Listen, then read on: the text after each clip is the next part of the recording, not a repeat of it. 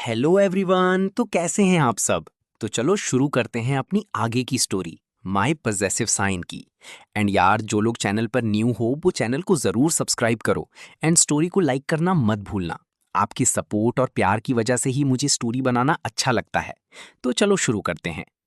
बगीचे में पहुंचते ही शौर्य ने पूर्वी को एक सफेद संगमरमर के पिलर से दे मारा। पूर्वी की पीठ पिलर से टकराई और वो दर्द से कराह उठी। शौर्य दोनों हाथ पिलर पर टिकाकर पूर्वी के ठीक ऊपर झुक गया। उसके चेहरे पर पागलपन और बेइंतहा गुस्सा था। उसकी सांसें बेहद तेज चल रही थीं और उसकी आंखों में सिर्फ और सिर्फ पूर्वी के लिए एक हिंसक अधिकार की भावना थी। तुम्हारी हिम्मत कैसे हुई उसे अपनी तरफ देखने देने की? शौर्य दहाड़ा। पूर्वी ने भी अपनी आंखों में आंसू लिए गुस्से से कहा, उसने मुझे देखा, इसमें मेरी क्या गलती है? और आप होते कौन हैं मुझ पर इस तरह हक जताने वाले? मैं आपकी कोई जागीर नहीं हूं। शौर्य ने गुस्से में अपना एक हाथ पूर्वी के चेहरे के पास पिलर पर इतनी जोर से मारा कि पिलर में हल्की सी दरार आ गई। वो पूर्वी के होठों के बेहद करीब आया। दोनों के होठ लगभग एक दूसरे को छूने ही वाले थे। शौर्य ने बेहद मदहोश और कांपती हुई आवाज में कहा, तुम मेरी जागीर हो या नहीं ये मैं तय कर चुका हूं पूर्वी। आज के बाद अगर किसी भी मर्द की नजर तुम पर पड़ी तो मैं उसकी आंखें निकाल दूंगा। तुम सिर्फ मेरी हो। इस डेविल की किस्मत में सिर्फ तुम्हारा नाम लिखा है। पूर्वी शौर्य की इस दीवानगी और उसके इस रौद्र रूप को देखकर पूरी तरह सुध-बुध खो चुकी थी। शौर्य की गर्म सांसें उसके होठों को छू रही थीं और उस अंधेरे बगीचे में उन दोनों के बीच नफरत और मोहब्बत का एक ऐसा तूफान उठ रहा था जो दोनों को बर्बाद करने के लिए काफी था। बगीचे की उस खौफनाक और बेहद निजी रात के बाद अगली सुबह राठौड़ विला में एक अलग ही बेचैनी लेकर आई। पूर्वी रात भर सो नहीं सकी थी। जब भी वो अपनी आंखें बंद करती, उसे शौर्य का वो खूंखार चेहरा, उसकी पिलर पर वो जोरदार टक्कर और उसके होठों के पास महसूस हुई वो गर्म, मदहोश कर देने वाली सांसें याद आ जाती। उसका दिल ये मानने को तैयार नहीं था कि वो एक ऐसे इंसान की तरफ खिंची चली जा रही है जो उसे अपनी जागीर समझता है, लेकिन उसका शरीर उस जादुई छुअन को भूल नहीं पा रहा था। सुबह के ठीक 8 बजे पूर्वी एक साधारण सूती साड़ी पहनकर अपने बालों को बांधे शौर्य के उसी आलीशान केबिन में दाखिल हुई। उसका इरादा आज सख्त रहने का था। उसने तय किया था कि वो शौर्य को दिखाएगी कि वो उसकी धमकियों से डरने वाली नहीं है। लेकिन जैसे ही उसने केबिन का भारी दरवाजा खोला, अंदर का नजारा देखकर उसके कदम वहीं जम गए। शौर्य खिड़की के पास खड़ा था, लेकिन आज उसके बदन पर कोई सूट या राजशाही कुर्ता नहीं था। उसने काले रंग की एक ढीली सिल्क की शर्ट पहन रखी थी, जिसके ऊपर के 3 बटन खुले हुए थे। उसके बिखरे हुए बाल और आंखों की नीचे की थकावट साफ बता रही थी कि वो भी रात भर सो नहीं पाया था। जैसे ही शौर्य मुड़ा, उसकी सुर्ख लाल और प्यासी आंखें सीधे पूर्वी के चेहरे पर ठहर गईं। उसकी नजरों में आज गुस्सा कम और एक अजीब सी तड़प ज्यादा थी। पूर्वी ने अपनी कांपती आवाज को संभाला और मेज पर कुछ फाइलें रखते हुए कहा, हुकुम सा, ये आज की बिजनेस मीटिंग की रिपोर्ट्स हैं, आप इन्हें चेक कर लीजिए। शौर्य ने फाइलों की तरफ देखा तक नहीं। वो बहुत धीमे, लगभग बिल्ली की तरह दबे कदमों से पूर्वी की तरफ बढ़ने लगा। शौर्य का ये शांत रूप उसके गुस्से से भी ज्यादा खतरनाक और नशीला था। पूर्वी घबराकर पीछे हटने लगी, लेकिन 2 कदम पीछे जाते ही उसकी पीठ शौर्य की भारी महोगनी लकड़ी की मेज से जा टकराई। भागने का कोई रास्ता नहीं था। शौर्य ने आगे बढ़कर अपने दोनों मजबूत हाथ पूर्वी के दाएं और बाएं मेज पर टिका दिए। वो पूर्वी को अपने घेरे में ले चुका था। दोनों के बीच की दूरी इतनी कम थी कि पूर्वी को शौर्य के मजबूत सीने की धड़कनें साफ महसूस हो रही थीं। शौर्य की सिल्क की शर्ट से छनकर आती उसके बदन की गर्मी पूर्वी के रोम रोम में समाने लगी। कल रात तुम्हारी पीठ पर चोट तो नहीं लगी? शौर्य की आवाज आज रोबीली नहीं थी। उसमें एक अजीब सी घसघसाहट और भारीपन था, जो सीधे पूर्वी के कानों में पिघले हुए सोने की तरह उतरा। पूर्वी ने अपनी नजरें झुकाते हुए कहा, आपको इससे क्या फर्क पड़ता है हुकुम सा? आपके लिए तो मैं बस एक कैदी हूं। शौर्य ने अपनी एक हाथ को मेज से उठाया और अपनी लंबी गठीली उंगलियों से पूर्वी की ठुड्डी को पकड़कर उसका चेहरा ऊपर उठाया। शौर्य का अंगूठा बहुत धीरे से पूर्वी के निचले होंठ पर सरकने लगा, ठीक उसी जगह जहां उसने पहली मुलाकात में मिर्च साफ की थी। शौर्य की इस बेहद धीमी और नाजुक छुअन ने पूर्वी के अंदर एक करंट दौड़ा दिया। उसकी आंखें अपने आप आधी बंद होने लगीं। फर्क पड़ता है पूर्वी, बहुत फर्क पड़ता है। शौर्य ने झुककर अपनी गर्म सांसें पूर्वी के गालों पर छोड़ते हुए कहा, कल रात जब उस कमबख्त ने तुम्हें छूने की कोशिश की तो मेरा दिल किया कि मैं पूरी दुनिया को आग लगा दूं। तुम खुद को कैदी कहती हो? सच तो ये है कि तुमने इस डेविल को अपना कैदी बना लिया है। शौर्य का चेहरा अब पूर्वी के इतने करीब था कि दोनों की नाक एक दूसरे से छू रही थी। पूर्वी की सांसें पूरी तरह उखड़ चुकी थीं। उसने शौर्य की छाती पर अपने दोनों छोटे हाथ रखे ताकि वो उसे पीछे धकेल सके, लेकिन शौर्य के कसीदे बदन को हिलाना नामुमकिन था। बल्कि जैसे ही पूर्वी की हथेलियां शौर्य के खुले सीने की त्वचा से छुईं, शौर्य के मुंह से एक धीमी सी कराह निकल गई। शौर्य ने बिना एक पल गंवाए अपनी मजबूत बाहों को पूर्वी की पतली कमर के चारों तरफ लपेट दिया और उसे मेज से थोड़ा ऊपर उठाते हुए पूरी तरह अपने सीने से चिपका लिया। ये आलिंगन इतना कसकर और तीव्र यानी इंटेंस था कि दोनों के दिलों की धड़कनें एक सुर में बजने लगी। शौर्य ने अपना चेहरा पूर्वी की गर्दन के पास झुकाया और वहां अपनी गर्म सांसों से एक गहरा एहसास छोड़ते हुए धीरे से काटा। आ, छोड़िए शौर्य। पूर्वी के मुंह से चीख के बजाय एक बेहद नशीली और दर्द भरी सिसकी निकली। उसने शौर्य के बालों को अपने हाथों में जकड़ लिया। वो खुद को रोक नहीं पा रही थी। ये नफरत थी या बेइंतहा मोहब्बत, उसे नहीं मालूम था, लेकिन वो इस पल में पूरी तरह पिघल रही थी। शौर्य ने उसे अपनी बाहों में और भी कसते हुए कहा, कभी मत कहना कि मैं तुम्हें छोड़ दूं। तुम मेरी रगों में बहने वाला नशा बन चुकी हो पूर्वी। अगर दूर गई तो मैं खुद को भी तबाह कर दूंगा और तुम्हें भी। अभी दोनों इस बेहद गहरी और कामुक रोमांस की जाल में पूरी तरह खोए ही थे कि अचानक राघव ने बिना नॉक किए केबिन का दरवाजा खोल दिया। हुकुम सा, एक बेहद जरूरी। राघव की आवाज गले में ही अटक गई। पूर्वी ने घबराकर झटके से शौर्य को पीछे धकेला और अपनी साड़ी के पल्लू को संभालते हुए कमरे के एक कोने में जाकर खड़ी हो गई। उसका पूरा चेहरा शर्म और घबराहट से लाल हो चुका था और उसके होंठ कांप रहे थे। शौर्य का रोमांस पल भर में खूंखार गुस्से में बदल गया। उसने पलटकर राघव को ऐसी कातिलाना नजरों से देखा कि राघव की रीढ़ की हड्डी में सिहरन दौड़ गई।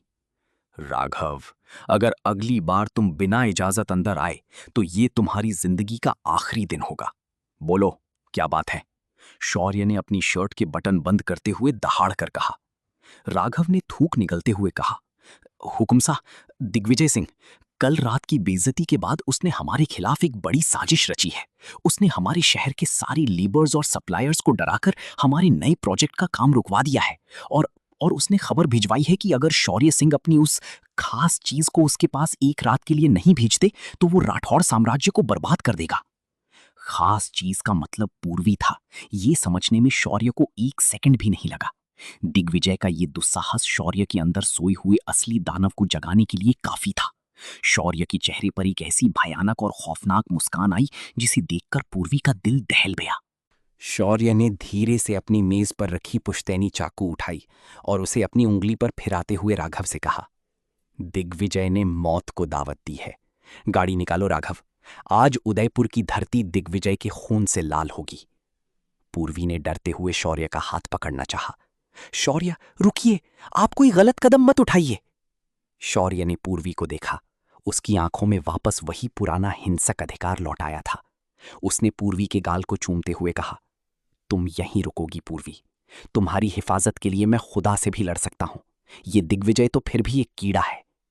शौर्य भारी कदमों से केबिन से बाहर निकल गया और पूर्वी वहीं खड़ी थर थर कांपने लगी कि अब आगे क्या होने वाला है।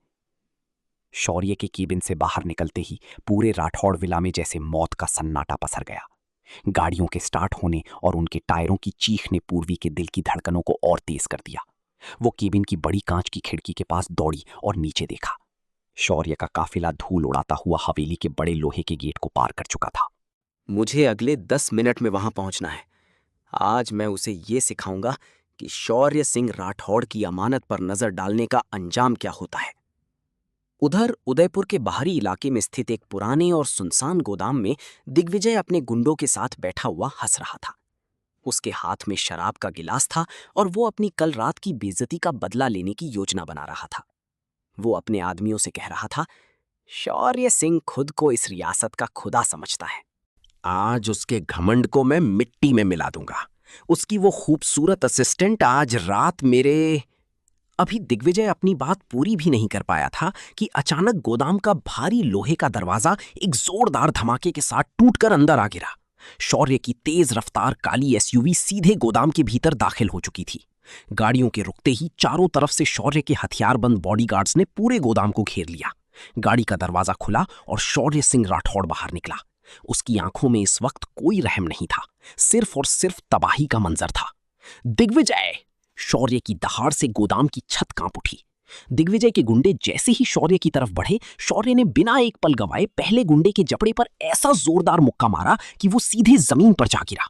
शौर्य इस वक्त एक भूखे शेर की तरह बर्ताव कर रहा था। उसने एक एक करके दिग्विजय के 5 गुंडों को बेरहमी से पीटकर लहूलुहान कर दिया। उसके सफेद कुर्ते पर अब दुश्मनों के खून की छींटे पड़ चुके थे, जो उसके डेविल वाले रूप को और भी खौफनाक बना रहे थे। शौर्य सीधे दिग्विजय की तरफ बढ़ा। दिग्विजय ने डर के मारे अपनी जेब से बंदूक निकालनी चाहिए, लेकिन शौर्य की फुर्ती के सामने वो नाकाम रहा। शौर्य ने दिग्विजय का हाथ पकड़ा और उसे मरोड़ते हुए बंदूक नीचे गिरा दी। उसने दिग्विजय के कॉलर को पकड़ा और उसे हवा में उठाते हुए एक भारी लकड़ी की मेज पर दे मारा। मेज के 2 टुकड़े हो गए। शौर्य ने अपनी जेब से वही पुश्तैनी चाकू निकाला और उसे दिग्विजय के गले पर टिका दिया। तुम्हारी ये जबान बहुत ज्यादा बोलती है दिग्विजय, शौर्य ने दिग्विजय के चेहरे के बेहद करीब आकर फुसफुसाते हुए कहा। उसकी आवाज में इतनी दरिंदगी थी कि दिग्विजय की पैंट डर के मारे गीली हो गई। कल रात तुमने उसे छूने की कोशिश की, आज तुमने उसे अपनी गंदी जबान से एक चीज कहा। याद रख, पूर्वी मेरी जान है, मेरी रूह है। अगर दोबारा उसका नाम भी तेरी जबान पर आया तो मैं तेरे इस पूरे खानदान को इस दुनिया के नक्शे से मिटा दूंगा। शौर्य ने चाकू की नोक को दिग्विजय के गले पर थोड़ा और दबाया, जिससे खून की एक पतली लकीर बाहर आ गई। दिग्विजय दर्द और डर से चीख पड़ा। शौर्य ने उसे लात मारकर दूर फेंका और राघव से कहा, इसके सारे बिजनेस को आज रात तक बर्बाद कर दो। ये इंसान दोबारा खड़े होने लायक नहीं बचना चाहिए। शौर्य वहां से निकला और सीधे वापस राठौड़ विला की तरफ भागा। रास्ते भर उसके दिमाग में सिर्फ पूर्वी का चेहरा था। उसे लग रहा था कि उसने पूर्वी को हवेली में अकेला छोड़कर कहीं कोई गलती तो नहीं कर दी। हवेली पहुंचते ही शौर्य सीधे दौड़ता हुआ पहली मंजिल पर बने पूर्वी के कमरे की तरफ गया। उसने बिना नॉक किए कमरे का दरवाजा जोर से खोला। पूर्वी बेड के पास खड़ी थी। वो शौर्य की आहट सुनकर चौंक गई। शौर्य को सही सलामत देखकर पूर्वी के सिसकते हुए आंसू बाहर आ गए। शौर्य के कुर्ते पर खून के धब्बे देखकर वो डर गई। शौर्य, ये खून कैसा है? आप ठीक तो है ना? पूर्वी दौड़ती हुई शौर्य के पास आई और उसके चेहरे और बाजुओं को टटोलने लगी, ताकि देख सके कि उसे कहीं चोट तो नहीं आई। पूर्वी की इस फिक्र और उसके इस निश्चल प्यार ने शौर्य के अंदर के दानव को शांत कर दिया। उसने बिना कुछ सोचे पूर्वी को अपनी मजबूत बाहों में खींच लिया और उसे इतनी कसकर अपने सीने से लगा लिया कि पूर्वी की सांसें रुक सी गईं। शौर्य ने अपना चेहरा पूर्वी के बालों में छुपा लिया और गहरी सांसें लेने लगा। मैं ठीक हूं पूर्वी, जब तक तुम मेरे पास हो मुझे कुछ नहीं हो सकता। शौर्य की आवाज में अब वही बेइंतहा मोहब्बत और नशा था। पूर्वी ने शौर्य के सीने पर अपना सिर टिका दिया।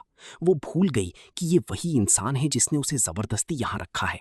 इस वक्त उसे सिर्फ शौर्य के बदन की वो खुशबू और उसकी धड़कनें महसूस हो रही थीं। शौर्य ने धीरे से पूर्वी का चेहरा ऊपर उठाया। दोनों की नजरें एक दूसरे में खो गईं। शौर्य की उंगलियां पूर्वी के गालों के आंसुओं को साफ कर रही थीं। शौर्य की होंठ धीरे धीरे पूर्वी के होठों की तरफ बढ़ने लगे। पूर्वी ने अपनी आंखें बंद कर लीं। वो इस बार पीछे नहीं हटी। शौर्य ने अपने होंठ पूर्वी के कांपते हुए होठों पर रख दिए। ये उनके बीच का पहला, बेहद गहरा, तीव्र और रोमांटिक किस था।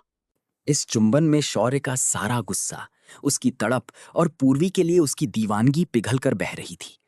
पूर्वी ने भी शौर्य के कंधों को कसकर पकड़ लिया और खुद को पूरी तरह उसके हवाले कर दिया। कमरे की मध्यम रोशनी में दोनों एक दूसरे के प्यार के समंदर में डूबते चले गए, ये जानते हुए भी कि बाहर की दुनिया में उनके इस प्यार के कई दुश्मन पैदा हो चुके हैं। उस मदहोश कर देने वाले चुंबन की तपिश अभी भी दोनों के होठों पर तैर रही थी। जब शौर्य धीरे से पीछे हटा तो पूर्वी की सांसें पूरी तरह उखड़ी हुई थीं और उसके गाल शर्म से सुर्ख लाल हो चुके थे। उसने अपनी कांपती पलकें उठाईं और शौर्य की आंखों में देखा, जहां अब गुस्से की जगह सिर्फ और एक अनोखा सा समर्पण था। शौर्य ने अपनी बड़ी और गर्म हथेली पूर्वी के गाल पर रखी और अपने अंगूठे से उसके भीगे होठों को सहलाया।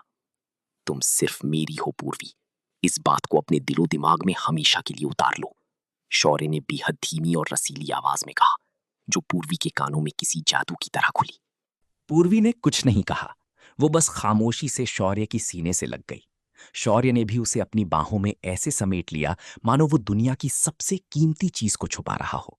लेकिन दोनों इस बात से बेखबर थे कि दिग्विजय को धूल चटाने के बाद राठौड़ साम्राज्य की नींव को हिलाने वाला एक नया तूफान खुद राठौड़ विला की चौखट पर दस्तक दे चुका था। अगली सुबह जब पूर्वी सीढ़ियों से नीचे उतर रही थी तो उसने मुख्य हॉल में कुछ अजनबी सामान देखा। बड़े बड़े कीमती लेदर के सूटकेस और ब्रांडेड बैग्स वहां रखे हुए थे। तभी हवेली के मुख्य दरवाजे से एक बेहद आधुनिक और खूबसूरत लड़की अंदर दाखिल हुई। उसने कपड़े पहने थे, आंखों पर महंगा चश्मा था और उसके चेहरे पर एक अजीब सा घमंड था। वो कोई और नहीं, शौर्य की बचपन की दोस्त और लंदन से लौटी बिजनेस पार्टनर काव्या सिंह सोलंकी थी। काव्या का परिवार भी शौर्य की तरह ही एक बड़ा रसूखदार घराना था और काव्या हमेशा से शौर्य को अपना होने का हक जताती आई थी। काव्या ने जैसे ही सामने से पूर्वी को आते देखा, उसकी भौहें तन गईं।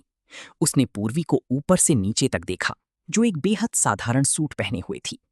काव्या ने ऊंची आवाज में नौकर से पूछा, रामू काका, ये कौन है? क्या हवेली में नई नौकरानी रखी है? और इसकी हिम्मत कैसी हुई इस हिस्से में आने की? नौकरानी शब्द सुनते ही पूर्वी के स्वाभिमान को ठेस लगी, लेकिन इससे पहले कि वो कुछ बोल पाती, पीछे से शौर्य की कड़क और रौबदार आवाज गूंजी, अपनी जबान को लगाम दो काव्या। शौर्य सीढ़ियों से नीचे उतर रहा था। आज उसने नेवी ब्लू रंग का एक शानदार 3 पीस सूट पहन रखा था, जिसमें उसका हुक्म सा वाला रुतबा साफ छलक रहा था। शौर्य को देखकर काव्या के चेहरे का गुस्सा पल भर में गायब हो गया। वो दौड़ती हुई शौर्य के पास गई और सीधे उसके गले लग गई। Shaurya, I missed you so much, Kavya ने चहकते हुए कहा और शौर्य के गाल पर एक छोटा सा किस कर दिया। काव्या को शौर्य के इतने करीब देखकर पूर्वी के दिल में एक अजीब सी जलन और दर्द का एहसास हुआ। उसका मन किया कि वो वहां से तुरंत भाग जाए। शौर्य ने काव्या को धीरे से खुद से दूर किया, लेकिन उसकी तीखी आंखें सिर्फ पूर्वी के चेहरे के बदलते भावों को पढ़ रही थीं। शौर्य को यह देखकर अंदर ही अंदर एक अजीब सी खुशी हुई कि पूर्वी उसके लिए पजेसिव हो रही थी। शौर्य ने पूर्वी की तरफ कदम बढ़ाए और काव्या के सामने खड़े होकर कहा, काव्या, ये पूर्वी है, मेरी पर्सनल असिस्टेंट और इस हवेली की सबसे खास सदस्य। इसकी मर्जी के बिना इस हवेली में एक पत्ता भी नहीं हिलता, इसलिए बेहतर होगा कि तुम इससे तमीज से बात करो। शौर्य के मुंह से पूर्वी के लिए इतनी बड़ी बात सुनकर काव्या का चेहरा गुस्से से पीला पड़ गया। उसे समझ आ गया कि ये लड़की सिर्फ एक असिस्टेंट नहीं है, बल्कि शौर्य के दिल में इसकी जगह कुछ और ही है। काव्या ने मन ही मन पूर्वी से नफरत करना शुरू कर दिया। शाम को शौर्य एक जरूरी बिजनेस मीटिंग के लिए हवेली से बाहर गया हुआ था। पूर्वी हवेली की बड़ी लाइब्रेरी में बैठकर कुछ फाइलों को व्यवस्थित कर रही थी।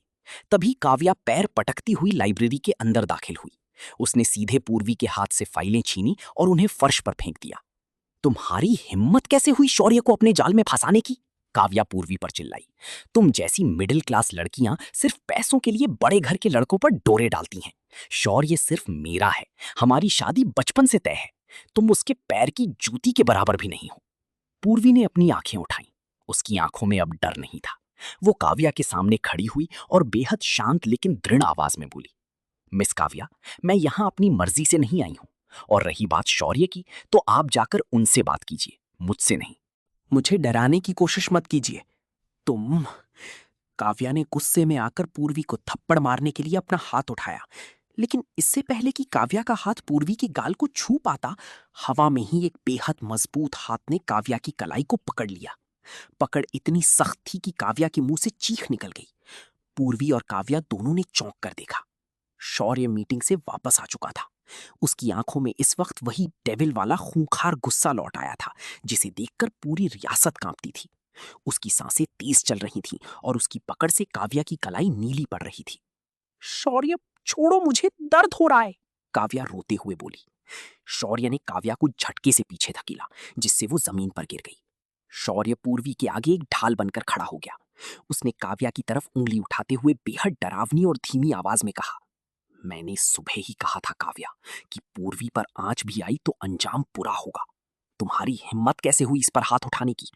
अगर तुम मेरे दोस्त की बेटी नहीं होती तो इसी वक्त तुम्हें इस हवेली से धक्के मारकर बाहर निकाल देता। शौर्य ने पीछे मुड़कर पूर्वी को देखा। पूर्वी घबराई हुई थी। शौर्य ने बिना किसी की परवाह किए काव्या के सामने ही पूर्वी को अपनी बाहों में उठा लिया। पूर्वी ने हकबकाकर शौर्य के गले में अपने हाथ डाल दिए। शौर्य उसे गोद में उठाए हुए सीधे अपने बेडरूम की तरफ बढ़ने लगा। कमरे में आते ही शौर्य ने पूर्वी को धीरे से बेड पर बैठाया और खुद उसके सामने घुटनों के बल बैठ गया। उसने पूर्वी के दोनों हाथों को चूमते हुए कहा, आई एम सॉरी पूर्वी, मेरे होते हुए तुम्हें कोई छू भी नहीं सकता। तुम्हारा ये शौर्य सिर्फ तुम्हारा है। पूर्वी ने शौर्य के बिखरे बालों को छुआ और रोते हुए कहा, शौर्य मुझे डर लग रहा है, ये दुनिया हमारे बीच बहुत दूरियां बढ़ा देगी। शौर्य ने उठकर पूर्वी को बेड पर ही अपने नीचे दबा लिया। उसका वजन पूर्वी के नाजुक बदन पर महसूस हो रहा था। उसने पूर्वी के होठों के पास फुसफुसाते हुए कहा, इस डेविल के होते हुए दुनिया की कोई ताकत तुम्हें मुझसे दूर नहीं कर सकती। और इसके साथ ही शौर्य ने दोबारा पूर्वी के होठों को अपने गहरे और तीव्र प्यार के आगोश में ले लिया, जहां सिर्फ उन दोनों की धड़कनें गूंज रही थीं। उस रात बेडरूम के बंद दरवाजों के पीछे जो जुनून और प्यार पिघला था, उसने पूर्वी के मन के सारे संशयों को हमेशा के लिए मिटा दिया था। शौर्य का वो रूप जितना बाहर की दुनिया के लिए खौफनाक था, पूर्वी के करीब आते ही वो उतना ही प्यासा और समर्पित हो जाता था। सुबह की पहली किरण जब खिड़की के रेशमी पर्दों को चीर कर कमरे में आई, तो पूर्वी ने खुद को शौर्य के मजबूत सीने पर लेटे हुए पाया। शौर्य का एक हाथ उसकी नंगी कमर पर कसकर लिपटा हुआ था, जैसे वो नींद में भी उसे खुद से दूर नहीं होने देना चाहता था। पूर्वी ने धीरे से उसके चेहरे पर बिखरे बालों को हटाया, तो शौर्य ने नींद में ही उसकी कलाई को पकड़कर चूम लिया। सुबह सुबह इतनी बड़ी गुस्ताखी! हुकुम सा को इस तरह निहारने की सजा जानते हो तुम? शौर्य ने अपनी आंखें खोले बिना अपनी भारी और नींद से भरी नशीली आवाज में कहा। पूर्वी ने शर्माते हुए अपना चेहरा उसके सीने में छुपा लिया। शौर्य, उठिए ना, सुबह हो गई है। कोई देख लेगा तो क्या सोचेगा? शौर्य ने झटके से पूर्वी को अपने ऊपर खींच लिया, जिससे दोनों की नजरें एक बार फिर बेहद करीब से टकराईं। उसने पूर्वी के कान की बाली को अपने होठों से सहलाते हुए कहा, ये राठौड़ विला है पूर्वी, और यहां सिर्फ मेरी मर्जी चलती है। किसी की हिम्मत नहीं जो मेरे कमरे की तरफ आंख उठाकर भी देख सके। शौर्य ने उसके होठों पर एक छोटा सा गहरा चुंबन अंकित किया और उसे जाने दिया। लेकिन इस खुशनुमा सुबह के पीछे हवेली के निचले हिस्से में काव्या अपने अपमान की आग में जल रही थी। उसने पूरी रात रोकर और गुस्से में काटी थी। शौर्य ने एक मामूली असिस्टेंट के लिए उस पर हाथ उठाया था और उसे हवेली से निकालने की धमकी दी थी। ये बात वो बर्दाश्त नहीं कर पा रही थी। उसने अपने फोन पर एक नंबर डायल किया।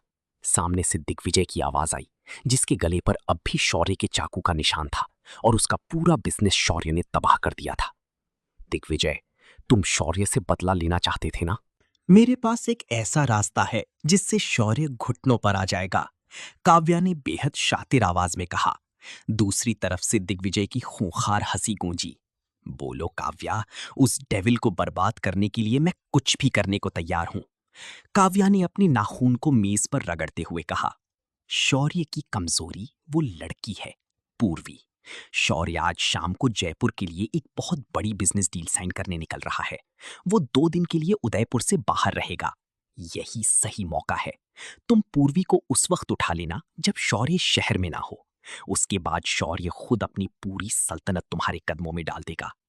शाम के ठीक 4 बजे शौर्य जयपुर जाने के लिए पूरी तरह तैयार था। ब्लैक सूट में उसका लुक हमेशा की तरह कातिलाना लग रहा था। वो जाने से पहले पूर्वी के पास आया। उसने राघव को बुलाकर सख्त हिदायत दी। राघव, मेरे पीछे पूर्वी की सुरक्षा में 1 सेकंड की भी चूक नहीं होनी चाहिए। अगर इसे एक खरोंच भी आई तो तुम अपनी जान से हाथ धो बैठोगे। शौर्य ने पूर्वी को अकेले में ले जाकर उसकी दोनों हथेलियों को अपने हाथों में थामा। उसकी आंखों में एक अजीब सी बेचैनी थी। उसने पूर्वी के माथे को चूमा और कहा, मेरा मन नहीं हो रहा है तुम्हें छोड़कर जाने का पूर्वी। अपना ख्याल रखना। मैं जितनी जल्दी हो सकेगा वापस आऊंगा। पूर्वी ने मुस्कुराते हुए कहा, आप फिक्र मत कीजिए शौर्य, मैं यहीं आपका इंतजार करूंगी। आप काम पर ध्यान दीजिए। शौर्य का काफिला हवेली से रवाना हो गया। जैसे ही गाड़ियां ओझल हुईं, हवेली के एक कोने में खड़ी काव्या के होठों पर एक शैतानी मुस्कान तैर गई। उसने तुरंत दिग्विजय को मैसेज कर दिया, शिकार अकेला है, काम शुरू करो। रात के करीब 11 बजे पूरी हवेली गहरी नींद में सो चुकी थी। पूर्वी अपने कमरे में लेटी शौर्य के बारे में ही सोच रही थी कि अचानक हवेली की सारी लाइट्स एक साथ बंद हो गईं। पूरा राठौड़ विला घने अंधेरे में डूब गया। पूर्वी घबराकर बेड से उठी।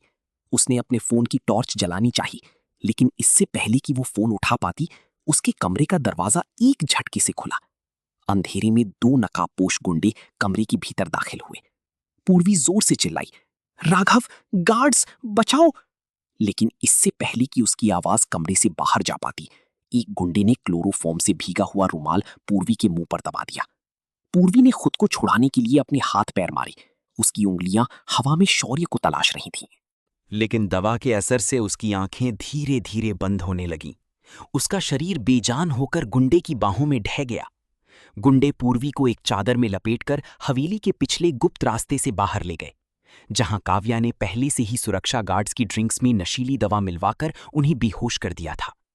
पूर्वी को एक वैन में डालकर किडनैप कर लिया गया। उधर जयपुर के एक आलीशान होटल के सूट में बैठी शौर्य को अचानक अपने सीने में एक तेज दर्द और बेचैनी का एहसास हुआ। उसके हाथ से पानी का ग्लास छूटकर फर्श पर गिरा और चकनाचूर हो गया। शौर्य का दिल जोर जोर से धड़क रहा था, जैसे उसकी रूह पर किसी ने हमला किया हो। उसने बिना एक पल गवाए राघव को फोन मिलाया। कई बार रिंग होने के बाद राघव ने बेहद कांपती और रोती हुई आवाज में फोन उठाया। हुकुम सा, अनर्थ हो गया। क्या हुआ राघव? पूर्वी कहाँ है? शौर्य की आवाज में एक ऐसी दहाड़ थी जिसने होटल के कमरे के कांच को हिला दिया। हुकुम सा, कोई पूर्वी जी को हवेली से उठा ले गया है।